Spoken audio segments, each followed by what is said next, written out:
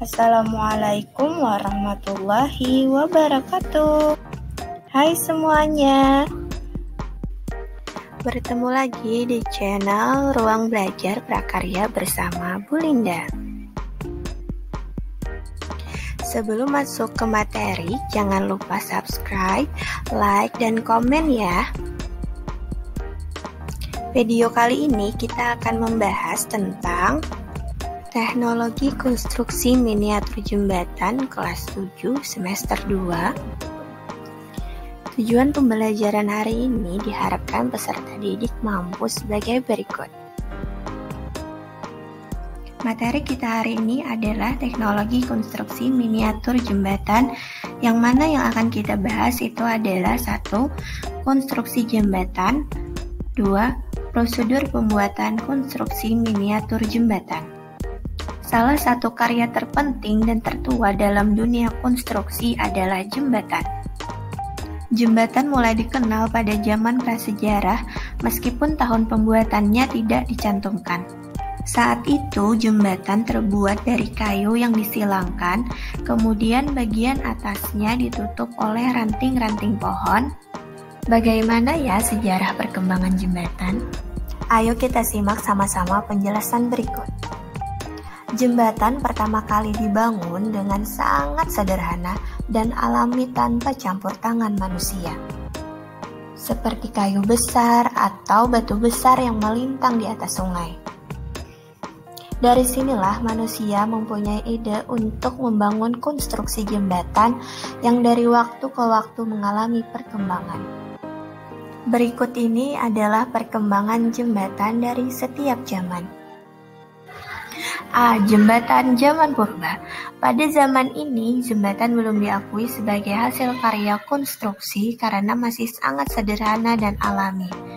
Pada zaman ini, manusia zaman purba melintasi sungai dengan memasang pilar-pilar batu, kayu gelondongan, pohon tumbang, akar-akar, atau ranting-ranting pohon sebagai jembatan gantung untuk bergelantungan melompati pohon. Jenis jembatan pada zaman ini berbentuk jembatan balok sederhana dan digunakan hanya untuk bentangan yang pendek, seperti yang dibangun di atas Sungai Efrat dan Sungai Tigris di Babilonia sekitar 2000 sebelum Masehi. B. Periode Romawi kuno. Zaman ini dimulai dari tahun 300 sebelum Masehi. Teknologi jembatan sudah mulai berkembang. Jembatan yang dibangun telah menggunakan kayu, batu, dan beton. Jembatannya berbentuk lengkung. Konstruksi jembatan yang dibangun di atas pilar yang berada di bawah air dan melindunginya dari bahaya banjir.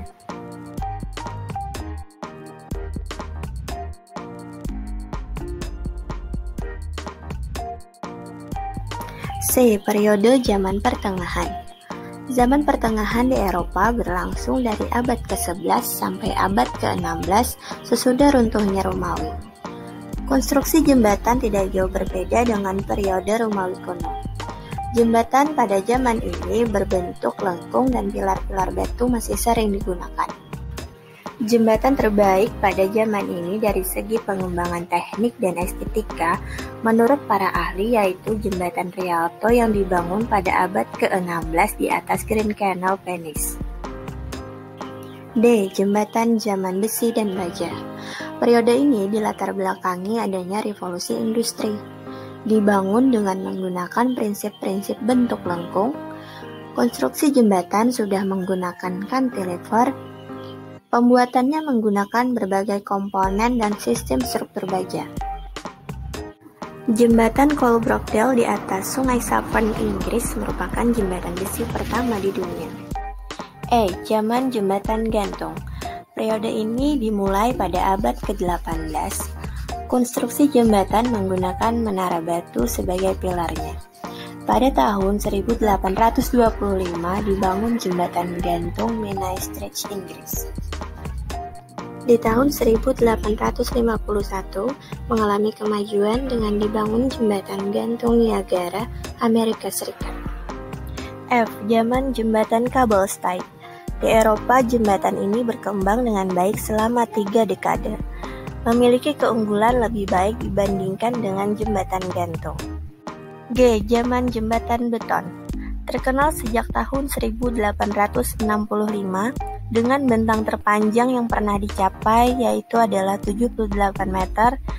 Konstruksi jembatan ini menggunakan gelagar beton bertulang.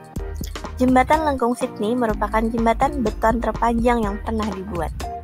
Selanjutnya kita cari tahu yuk konstruksi jembatan yang ada di dunia. Berikut beberapa jembatan di dunia yang memiliki keindahan dan dijadikan tempat wisata.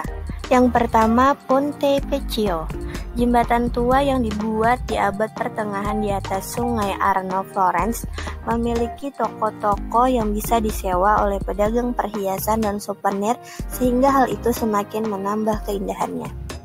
Yang kedua, Golden Gate Bridge. Jembatan ini merupakan jembatan terpanjang yang ada di dunia. Proses pembuatannya pun membutuhkan waktu 7 tahun dan selesai pada tahun 1937.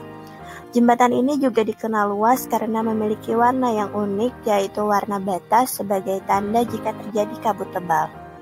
Yang ketiga, Millau Bridge.